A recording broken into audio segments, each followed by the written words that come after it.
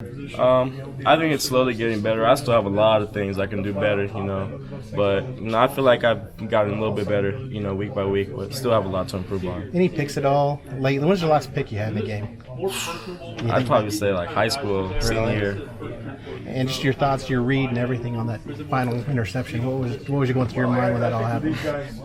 Well, I was supposed to be going to the flats on the call, and luckily the receiver was going that way, so I just really just read the route and just jumped in front of it. So. How do you forget the play before and move on ahead? I mean, how does that go through your head? You got to. You can't dwell on plays like that, because if you do, you never know. I might drop the ball right there, or I might do the wrong coverage and the guy gets open. It's another first down. So you got to move on and play the next play, like Coach Brent says. Just two more questions. Just being so far away from home, how's that transition been for you? I know it's been a little bit, a year and a half now, but what's that been like for you? Tough at first, but it's way easier now, especially since I have so many guys that I can talk to and just be around that aren't from Oklahoma as well. So just having those guys that I can relate to really helped me a lot. My last question: when you go back home to Florida, how do you describe Oklahoma football? How much fans love it out here? Because I know it's two different animals, Florida and Oklahoma. What do you say to your friends back home?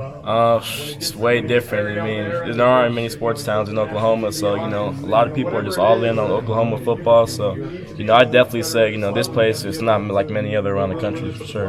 Nick, I appreciate it, man. No problem. Good week, okay? Thank you too. Coach Riley described. He said it was a great call by Coach Grinch, the interception. What did he mean by that? What was the call that was a great call specifically? Well, I was supposed to be going to the flats, so once I saw my man going that way, I really just read the route and just jumped the route and picked it up. I've heard that according to the video, the snap hit the quarterback in the stomach. He wasn't ready for it. He had to kind of hitch a little bit, get the ball in his hands, and then throw it. If he had got it on time, would you still have been there, you think? I think so. Yeah.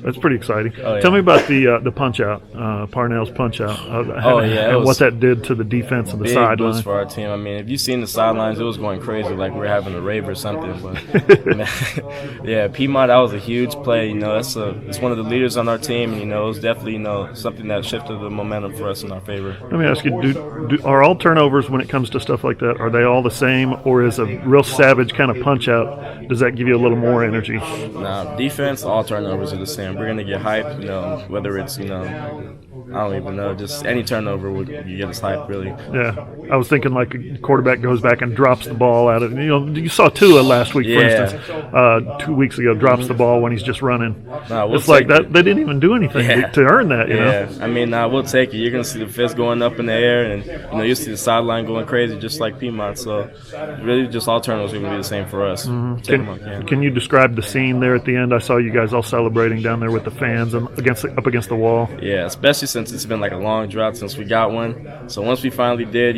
just everybody was so happy for Piedmont, and just the way the game was going, the way we believed that we could come back in the game, that just really started everything. So that was a big play by Piedmont. Not just this next Saturday, but for the rest of the season. I think it's just personally, I think it's all practice habits. I think what happened this last game was something that just caught up to us. What happened these last few games is something that's caught up to us for not being a consistent enough practice team. So I think that if we just practice our tails off every day and really focus in on, what our assignment is, and really honing in on getting that done every single play after play, I think that we can really see the results we want to see. Did you see any of that today? Yeah. Oh, yeah. We have. It felt good. It was a really good day today. We had a lot of turnovers, so yeah, it felt good. Obviously, Nick's play at the end of the game was massive. Oh, yeah. But outside of just what it meant on Saturday night, how important was that for Nick, for this defense, especially given what happened to play before? Yeah. No, it was a big deal. Ironically, I had gotten to like a little scuffle with their sideline. I was talking trash because I think it was a few plays before. I was actually sitting on the out. They looked over there, and that's whenever we sacked. I can't remember. I think it was Perk sacked him, and I'm talking trash like, "Don't throw that out! Don't throw that out!" And then I think it was the very next play they completed the out, and they're obviously talking back. What'd you say? Da da da da. I'm like, okay, and then Nick drops a pick, and then he picks off the out, and I went right back over there and finish what I had to say. You were the one trailing right behind Nick, weren't you? Whenever he jumped in front of it, were you running over behind him? Yeah, I was about 10 feet behind him. Then whenever he took off, it took me a little while. Like I said, I had some things to say. I know he's not in your position, DaShaun. That was part of a lot into this defense, especially these last couple of years, and the way he's handled things when things haven't gone right. I think he's grown so much, which is ironic for someone younger than him to say. But as someone that really sat back last year and just soaked stuff in, the way he's grown is really. It's tremendous, He's so much more, mature than he was last year.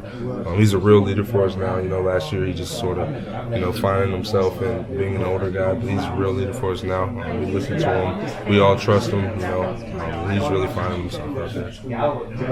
The fourth game in a row you're facing a quarterback that can move the ball with his legs and also through the air, too. For you and Kenneth specifically, you guys I know are tasked every once in a while spying those guys and looking out for them. Is it nice that you've had that experience with the past three guys that maybe it's not going to be easy, but you have that experience now playing some open quarterbacks? Most definitely. I would say that for the whole front seven, especially with the way the draw got to us last game. It was something that we needed to see, obviously.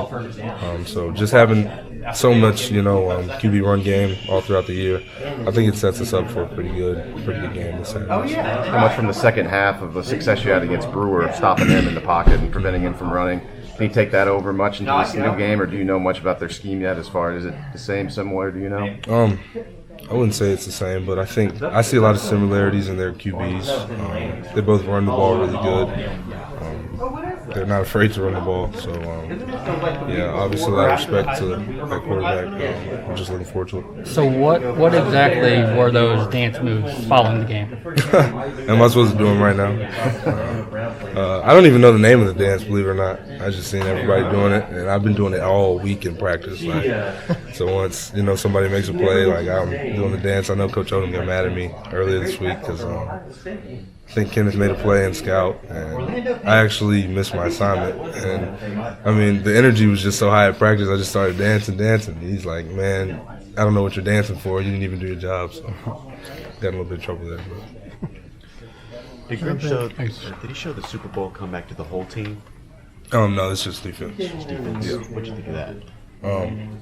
Gave me the chills. It did. It's just, I don't know. That doesn't happen, so it obviously gave me the chills. It's just, I'm really speechless about it. What was the message when he showed you that? Did he make you guys take notes? What were you guys looking at when you were watching that? He didn't really make us take notes, If you're a note-taking kind of guy, you take notes. But it was just, how to handle adversity. Going into this game, it was one of those things we prepared really well, but that still doesn't, say that we earned to come out and blow these guys out. They prepare. You don't know how they prepare. They can prepare just as well. Stuff like that. So it was just about being ready to attack adversity in any level, any shape, form. So, You guys, when the first half of the Iowa State game, and then second half of the Baylor game, you guys look like maybe the best team in the country.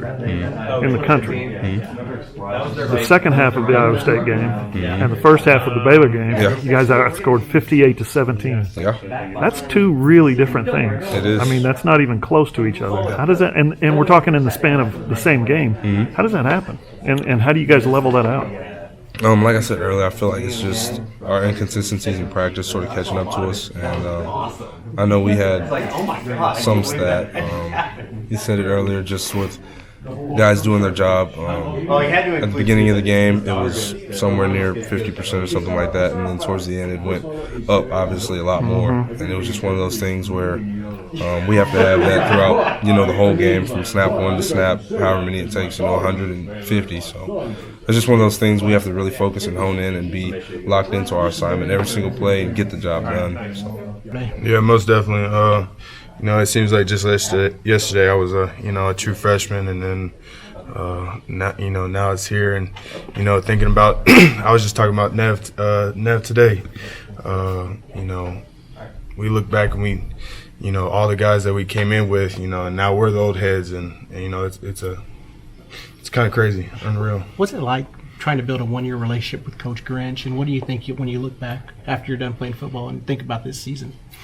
Me and Coach Grinch, we've built, since he's been here, we've built a good relationship. He's a good coach, and he's providing good things for this program. Do you think that your legacy is going to be that you were part of building something on the defensive end that's going to carry on? Most definitely. We're trying to change something that once has been done before, and just to be part of that, it's kind of special. About your college career, you go through a head coaching change and also a defensive coordinator change. It's probably something you didn't expect.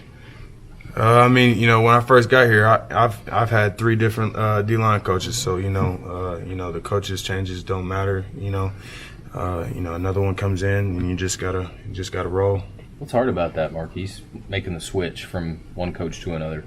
It's not hard. It's just it's something you just gotta put your head down and work, and whoever's coming in, you just gotta work. What did you learn from all that will allow you to, if a kid comes to you and says, "What should I do about college?" What kind of wisdom did you kind of gain from going through that you could kind of tell someone younger? You saying as far as coach changing? Well, just going through picking a college, going through a lot of things, not knowing what you're going to go through, and still have a good career. What I would say is just put your head down and work. Anything is possible. You're always one play away from going in. If you're not on the field, you're one play from stepping on the field and making plays. The decision to come here in the first place was there ever something that just always made you feel this was the place for me? Do you leave here kind of feeling the same as you did going in? I was born an Oklahoma fan, so it's different for every kid. But if you come here, you get what you expect. Good program, football, academics. Everything is great. You guys, I'm asking some people about the kind of bipolar nature of being great one half, whether it was Kansas State or Iowa State or Baylor, and then the other half not so great. How does that exist within the framework of a 60-minute football game? How can you be so good at one thing and then just the opposite? Sometimes things just don't go your way, and at the end of the day, we have to go out and execute. And we kept our head down and kept believing, and we had to make plays, and that's what we went out there and did. Is that the message from Coach Grinch and your position coaches as well? Just keep doing what you do, that kind of thing? Yeah, Coach Grinch always says, like I said, you're one play from taking over a game. Anything can happen within minutes. What is it? What kind of feeling is it this week, knowing that you guys were looking for turnovers? You got one to end the game, and it wasn't just one of your little corners. It was kind of one of your front 7 that did that. Was that a special feeling for you guys? Yeah, I'm proud of Nick. That he deserves that. And that's gonna be remembered forever. And that was pretty special. Little corners. I'm just trying. I don't know. Now you're rush. He's still a linebacker, but now you can go for the Piesman, though. It's time for one of the big guys to get a pick. Hopefully, if they try to throw a screen, hopefully when we can get that done. Yeah, your group is responsible. It's real tough to defend these mobile type quarterbacks. You faced 3 of them the last 3 weeks. You had another really good one this week. Is it nice knowing that you have that experience the past 3 weeks against these 3 different players that have pretty good legs moving the ball? And then thinking about the second half against Baylor, you guys did a pretty good job of shutting down that run game. Is it nice to know that going into this game you have a little bit of that experience playing a quarterback like that? At the end of the day, we've seen, this week he's another good quarterback. He's athletic. Our coach has told us that. At the end of the day, we just gotta, penetrate gaps like we're told, and do our job and execute. How did being down 25 at Kansas State relate on Saturday night? Do you think? How did it help you guys maybe overcome? Just the fact that we were still in the game, and we still had a lot of time on the clock, and just to keep our head down and work, and just like I said, just one play away. If there's still time on the board, there's still time for us to win. different side of the ball. Nick Basquin, just been here forever, it seems like. What's your relationship been with Nick, and just to see him go through everything he's gone through? Nick, he's been through a lot, with his Achilles and stuff, and it's great to go out there and, see him, do his job and, make plays out there. He deserves it. Sort of along those lines, another guy who's going to play his last home game here on Saturday, Parnell Motley. What have you taken from the way he's handled things throughout his career, sort of the ups and downs? I mean, he had a bunch of leaders from the cornerbacks. He had Zach, all those guys, and those old heads back there with them. And I think that once those guys left, next man up, and he took that on from them, and he's ran it ever since.